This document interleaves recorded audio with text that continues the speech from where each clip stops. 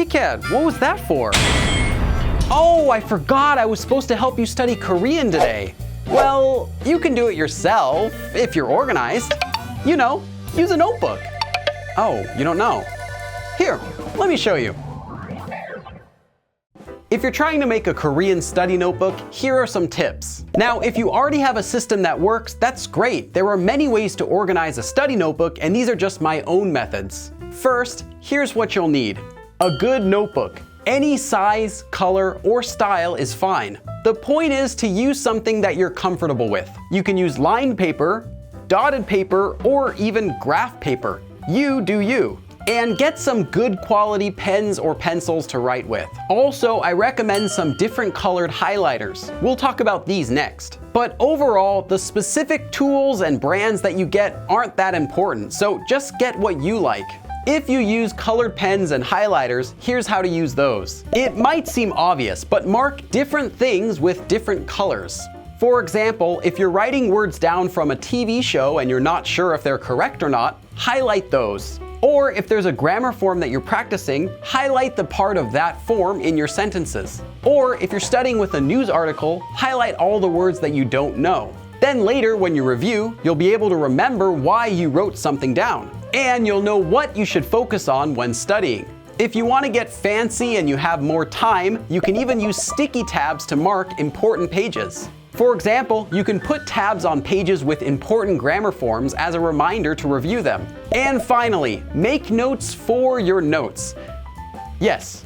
For example, if you're studying grammar from one of my lessons, write it down, but also write down anything else that you think is relevant. Maybe that grammar form reminded you of another form. Or maybe you saw a word used in a specific phrase. Or you heard a phrase used by a specific person. Write that all down. This can come in handy when reviewing your notes, in case you can't remember something. Because if you look at the big picture, there are two useful things about having a study notebook. The first is when you write in it, which helps you to organize your thoughts and memorize things better. And the second is when you review it. And if your notes are organized and easy to review, then you'll get both of these benefits. Okay, let's talk about organization. I recommend organizing your notes by grammar point, or by lesson if you're using a textbook. This is because grammar and not vocabulary is where beginners should really focus their time. And it'll be easier to review your notes if they're organized by grammar point instead of by something else. Make sure to clearly write the grammar form at the top of the page. And it doesn't matter what order you write down the rest, such as vocabulary or phrases or notes. Additionally, it's good to make a table of contents for later to make it easier to find your notes.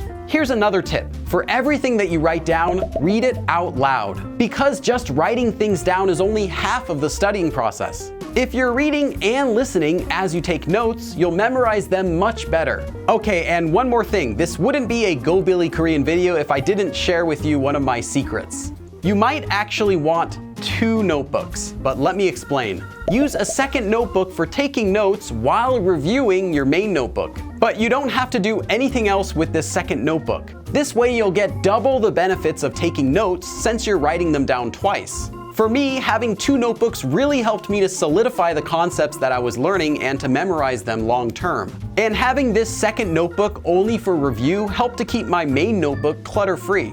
Some of you might also be wondering about having a second notebook for studying vocabulary. This can be useful, but only if you're always carrying it around with you. I always used to carry something like this around when I was living in Korea. But I would study the words that I wrote down that same day while they were fresh in my mind. Otherwise, it would have been really hard to review these words later without remembering any of the context. So it's a lot of extra work, but if you're exposed to Korean every day, then it's really useful. Here's one more tip. Make a log of your study time. You can do this at the back of your main notebook. Write down the date and time, how long you studied, and any notes about how it went. For example, if you're reading a novel, write down what time it is, how many pages you read, and how difficult it was. And I even recommend keeping track of whether you were studying intensely or just passively. For example, maybe you're focused while you're watching a Korean drama and studying new phrases. Or you're just casually watching Korean TV while eating snacks. Write that down. This can help you to work out a plan for reviewing those notes later on. So how do you organize your study notebook? Let me know in the comments. Thanks for watching. Also, special thanks to my Patreon and YouTube supporters. You know who you are. And remember that I upload new videos here every week, so if you like what you see, click subscribe. 그럼 다음에 또 봐!